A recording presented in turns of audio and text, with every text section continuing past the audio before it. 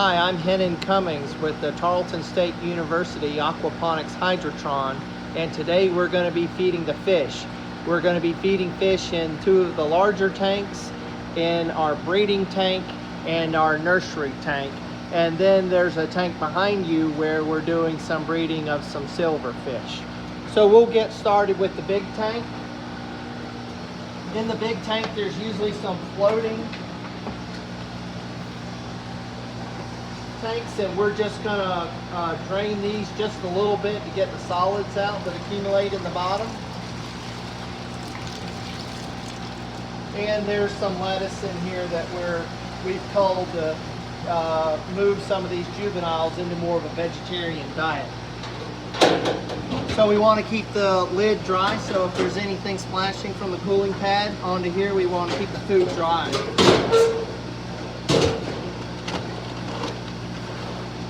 I don't want to spill any food because we don't want to have a mouse or rat problem.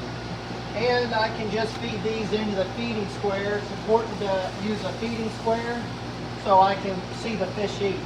Make sure that they're coming up to eat. And then they feed pretty aggressively in this tank. So when I put the food in there, I don't want to linger and get this wet. And then a handful will be okay for the breeding tank.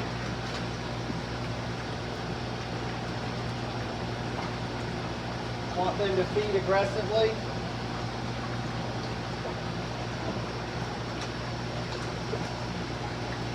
If she wasn't begging, she may have had eggs in her mouth, and I'll look for that before I put enough food in there for both of them.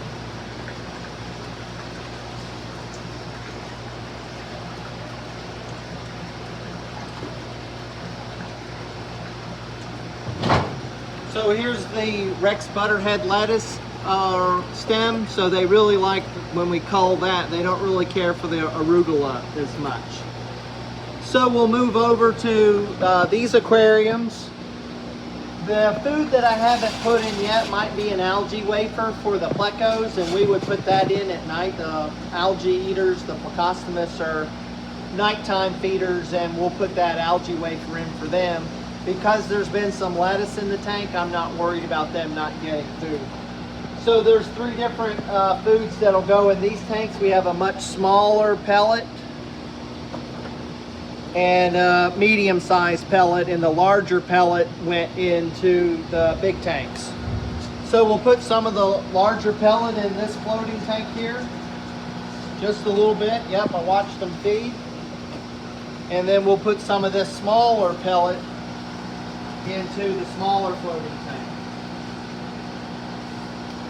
So I'm going to start off at the top here because I don't want to lose the order that I fed fish.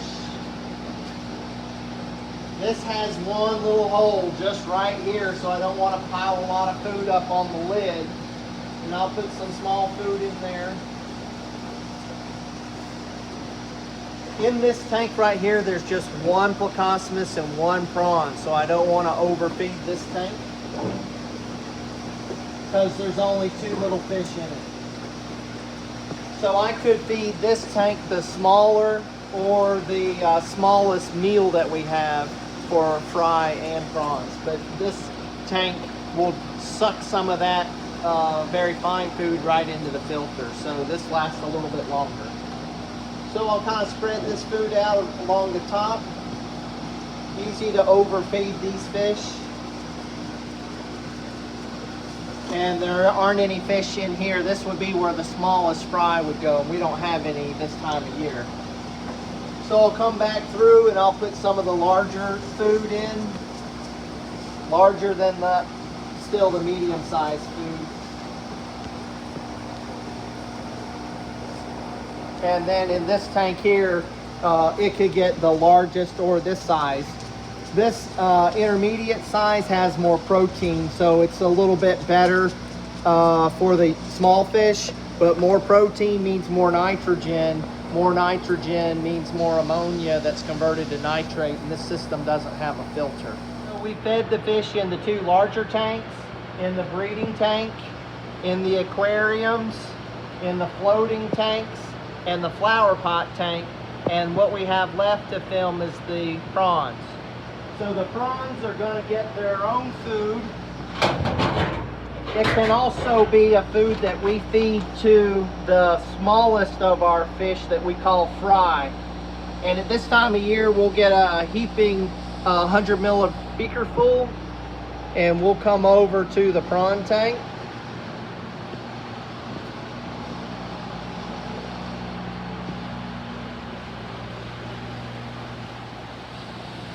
And I'm going to put about 3/4 on this side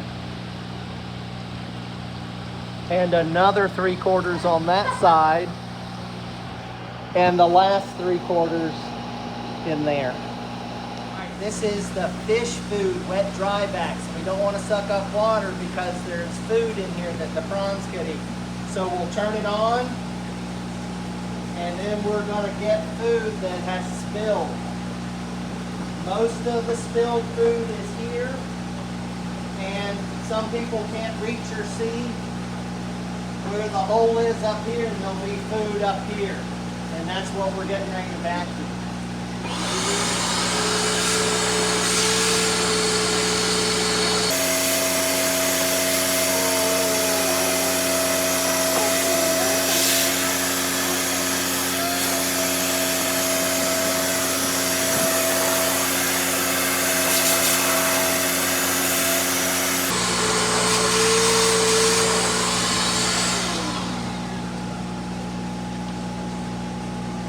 Sometimes fish can feed so aggressively they kick food out of the tank. So besides sanitary reasons, we don't want to feed fish spoiled food. We don't want to have any food laying around for a rodent because we don't want to put out a poison to control the rodent. And the rodent could be what introduces E. coli into this system. So the cold-blooded fish don't perpetuate a lot of bacteria that make humans sick, but the mice can. We fed fish, we recorded, there are no dead ones, so I'm gonna leave it blank. I'm putting my initials in here that we fed. This is a way to communicate to other workers that I fed fish today. The pH is 7.01, so it's tending down. It'll tend down by hundredths and then tenths of pH units, while the ammonia is being converted to nitrate. It's going to give off protons. More protons, more hydrogens, makes it more acid. But then when we add our Stephenville groundwater, the pH will come up. We haven't added water in a while, so the pH is going down, and we're at 7.01.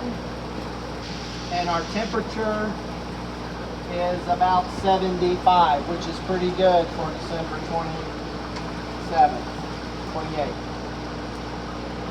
If it's, we'll round up if looking at the decimal of the temperature unit.